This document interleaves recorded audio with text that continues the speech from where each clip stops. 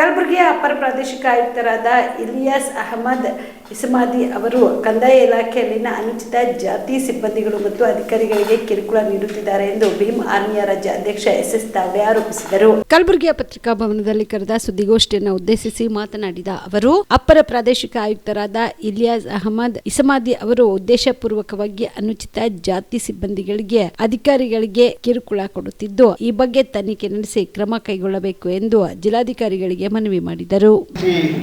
ಯಾವುದೇ ಒಂದು ಸಣ್ಣ ಕಂಪ್ಲೇಂಟ್ ಬಂದರೂ ಕೂಡ ಅವರ ಇಂಕ್ರಿಮೆಂಟ್ ಕಟ್ ಮಾಡೋದು, ಅವರನ್ನು ಅಮಾನತ್ ಮಾಡೋದು, ಟ್ರಾನ್ಸ್ಫರ್ ಮಾಡೋದು, ಇಂಥ ಕೆಲಸಗಳನ್ನು ಸುಮಾರು ಒಂದು 20 ಜನರನ್ನು ಈ ರೀತಿ ತಮ್ಮ ಕೈಯಲ್ಲಿ ನಾವು ಆಲ್ರೆಡಿ ಈಗ ಕೊಟ್ಟಿದ್ದೀವಿ. ಈಗಾಗಲೇ ಮೈನಾರಿಟಿಯಲ್ಲಿರ್ತಕ್ಕಂಥ ಆಫೀಸರ್ಸ್ಗಳು ಕೂಡ ಕ್ರಿಮಿನಲ್ ದಾಖಲೆಗಳಿದ್ದರೂ ಕೂಡ ಅವರ ಬಗ್ಗೆ ಯಾವುದೇ ಕ್ರಮಗಳನ್ನು ತೆಗೆದುಕೊಂಡಿಲ್ಲ. ಯಾಕೆ ತೆಗೆದುಕೊಳ್ಬಾರ್ದು?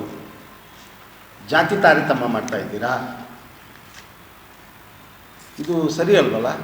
ಇದು ಪ್ರಜಾಪ್ರಭುತ್ವ. ಡಾಕ್ಟರ್ ಬಾಬಾ ಸಾಹೇಬ್ ಅಂಬೇಡ್ಕರ್ ಕೊಟ್ಟಿರ್ತಕ್ಕಂಥ ಸಮಾನವಾದ ಹಕ್ಕು ನಿಮಗೂ ಕೂಡ ಇದೆ, ಎಲ್ಲ ಸಮಾಜದವರಿಗೂ ಇದೆ. ಆ ಸಮಾಜವನ್ನು ಬಿಟ್ಟು ನೀವು ನಮ್ಮ SC ಸಮುದಾಯದವರಿಗೆ ಕಿರುಕುಳವನ್ನು ಕೊಡ್ತಕ್ಕಂಥ ಕೆಲಸಗಳನ್ನು BC ಅವರು ಮಾಡ್ತಾ ಇದ್ದಾರೆ. ಹಾಗಾಗಿ ಈಗಾಗಲೇ ತಮ್ಮ ಕೈಯಲ್ಲಿ ನಾವು ಪತ್ರಿಕಾಗೋಷ್ಠಿಯ ಲೆಟರ್ಗಳನ್ನು ತಮಗೆ ಕೊಟ್ಟಿದ್ದೀವಿ. ಅಷ್ಟೊಂದು ಪತ್ರದಲ್ಲಿ ನಾವೇನು ಬರೆದಿದ್ದೀವಿ ಅಷ್ಟೆಲ್ಲ ಓದೋಕ್ಕೂ ಕಷ್ಟ ಆಗುತ್ತೆ, ತುಂಬ ಟೈಮ್ ಹೋಗುತ್ತೆ. ಹಾಗಾಗಿ ತಾವುಗಳು ಕೂಡ ಅದನ್ನು ಸರಿಯಾಗಿ ಅಧ್ಯಯನ ಮಾಡಿ ಆ ಪತ್ರಿಕಾಗೋಷ್ಠಿಯನ್ನು ಏನು ನಾವು ಮಾಡಿದ್ದೀವಿ, ಏನು ಹೇಳ್ತಾ ಇದ್ದೀವಿ, ಅದನ್ನು ಪತ್ರಿಕೆ ಮುಖಾಂತರ, ಮಾಧ್ಯಮ ಮುಖಾಂತರ DC ಮೇಡಮ್ ಅವರಿಗೆ ಚುರುಕನ್ನು ಬಿಡಬೇಕು.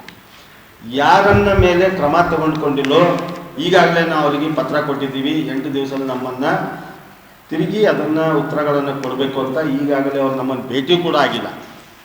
ನಾವು ಹೋದಾಗೆಲ್ಲ ಬ್ಯುಸಿ ಇರ್ತಾರೆ, ಮೀಟಿಂಗಲ್ಲಿ ಇರ್ತಾರೆ. ನಾವು ಹೋದಾಗೆಲ್ಲ ಭೇಟಿಯಾಗುವಂಥ ಕಾರಣಗಳನ್ನು ಹೇಳಿ ನಮ್ಮನ್ನು ಮೀಟ್ ಆಗಿಲ್ಲ. ಹಾಗಾಗಿ ನಾವು ಮೇಡಮ್ ಅವ್ರಿಗೆ ಒಂದು ವಿನಂತಿಸ್ಕೊಳ್ತೀವಿ, ಇದೇ ರೀತಿ ಆದರೆ ನಾವು ಕೂಡ ಜನರ ಮೇಲೆ ಏನು ಕೇಸ್ಗಳನ್ನು ಹಾಕುವಂಥ ವ್ಯವಸ್ಥೆಗಳನ್ನು ಮಾಡ್ತೀವಿ, ಜಾತಿ ನಿಂದನೆ ವ್ಯವಸ್ಥೆಗಳನ್ನು ಆಗ್ತವೆ, ಆ ವ್ಯವಸ್ಥೆಗಳನ್ನು ನಿಮ್ಮ ಮೇಲೂ ಕೂಡ ನಾವು ಮಾಡಬೇಕಾಗುತ್ತೆ ಅಂತ ನಾನು ಈ ಪತ್ರಿಕಾಗೋಷ್ಠಿಯಲ್ಲಿ ಹೇಳ್ತಾ ಇದ್ದೀನಿ. ಯಾಕಂದರೆ ಸರಿಯಾಗಿ ಪರಿಶೀಲನೆಗಳನ್ನು ಮಾಡಬೇಕು. ಕಲಬುರಗಿ ಜಿಲ್ಲೆ ಇವತ್ತಿನ ದಿವಸ ಯಾವ ರೂಪಕ್ಕೆ ಹೋಗ್ತದೆ ಅಂತಂದರೆ, DC ಮೇಡಮ್ ಬಂದಾಗಿನಿಂದ ಕಲಬುರಗಿಯಲ್ಲಿ ಏನೂ ಅಭಿವೃದ್ಧಿಗಳಾಗಿಲ್ಲ, ಯಾವ ರೋಡ್ಗಳ ಅಭಿವೃದ್ಧಿಗಳಾಗಿಲ್ಲ. ಈಗ ನಮ್ಮ SC ST ಹಾಸ್ಟೆಲ್ಗಳಿಗೆ ಒಂದು ಸಲ ವಿಸಿಟ್ ಮಾಡಿ ನೋಡಿ ತಾವೆಲ್ಲರೂ ಗೊತ್ತಾಗುತ್ತೆ ಇವತ್ತಿನ ದಿವಸ ಕಲಬುರಗಿ ಆಡಳಿತ ಎಲ್ಲಿಗೆ ಬರ್ತಾ ಇದೆ ಅಂತ. ಹಾಗಾಗಿ DC ಮೇಡಮ್ ಅವರು ಮಾಧ್ಯಮದಲ್ಲಿ ಸ್ಕೂಲಿಗೆ ಹೋಗಿ, ತಾಲೂಕದಲ್ಲಿ ಹೋಗಿ ಎಲ್ಲ ಬಡ ಮಕ್ಕಳನ್ನು ನಾವು ಪಾಠಗಳನ್ನು ಹೇಳ್ತಾ ಇದನ್ನು ಪರಿಶೀಲನೆ ಮಾಡ್ತಾ ಇದ್ದಾರೆ. ಅದ್ರ ಜೊತೆಗೆ ಕಲಬುರಗಿ ಅಭಿವೃದ್ಧಿಯ ಮೇಲೆ ಕೂಡ ಗಮನ ಹರಿಸಬೇಕು. ಇಲ್ಲ ಹೋದರೆ ಈ ನಾವೇನು ಇವತ್ತು ಪತ್ರಿಕಾಗೋಷ್ಠಿಯಲ್ಲಿ ನಾವೇನು ಹೇಳ್ತಾ ಇದ್ದೀವಿ ಅಂತಂದರೆ, ಇಲ್ಲಾಂದರೆ ತಮ್ಮನ್ನು ಈಗಾಗಲೇ ಕಲಬುರಗಿ ಬಿಟ್ಟು ಹೊರಡುವಂಥ ಕೆಲಸ ಆಗಬೇಕು. ಯಾಕಂತ ಅಂದರೆ ಕಲಬುರಗಿ ಇದು ಭೀಮನ ನಾಡು, ಬಸವಣ್ಣನ ಬೀಡು, ಬುದ್ಧನ ಶಾಂತಿಯ ತೋಟ.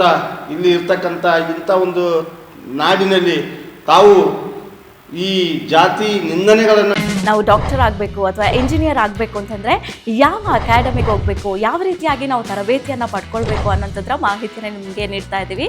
ನಮ್ಮ ಸಂಸ್ಥೆ ಎಕ್ಸೆಲ್ ಅಕಾಡೆಮಿಕ್ ಸಂಸ್ಥೆ 15 ವರ್ಷದಿಂದ ನೀಟ್ ಮತ್ತು CET JEE ಕೋಚಿಂಗ್ ಕೊಡ್ತಾ ಬರ್ತಾಯಿವಿ. ನಂಬರ್ 1 ಫ್ಯಾಕಲ್ಟೀಸಿಂದ ನಾವು ಟೀಚ್ ಮಾಡಿಸ್ತೀವಿ. ಅಂದರೆ ಇಂಡಿಯಾದ ನಂಬರ್ 1 ಫ್ಯಾಕಲ್ಟೀಸ್. ನಾವು ನೀಟ್ ಕ್ರ್ಯಾಶ್ ಕೋರ್ಸ್ನ ಕೊಡ್ತೀವಿ ಮತ್ತು CET ಕ್ರ್ಯಾಶ್ ಕೋರ್ಸ್ನ ಕೊಡ್ತೀವಿ. ಕ್ರ್ಯಾಶ್ ಕೋರ್ಸ್ನ ಸೆಕೆಂಡ್ PUC ಸೈನ್ಸ್ ಯಾರು ಓದ್ತಾ ಇದ್ದಾರೆ ಅಂಥ ಮಕ್ಕಳಿಗೆ ನಾವು ಕೊಡ್ತೀವಿ. ಸೆಕೆಂಡ್ PUC ಕಂಪ್ಲೀಟ್ ಆಗಿರೋ ಮಕ್ಕಳಿಗೂ ಕೂಡ ನಾವು ಈ ಕ್ರ್ಯಾಶ್ ಕೋರ್ಸ್ನ ಕೊಡ್ತೀವಿ. ಪ್ರತಿದಿನ ಕೂಡ ನಾವು ಡೈಲಿ ಟೆಸ್ಟ್ ಕಂಡಕ್ಟ್ ಮಾಡ್ತೀವಿ.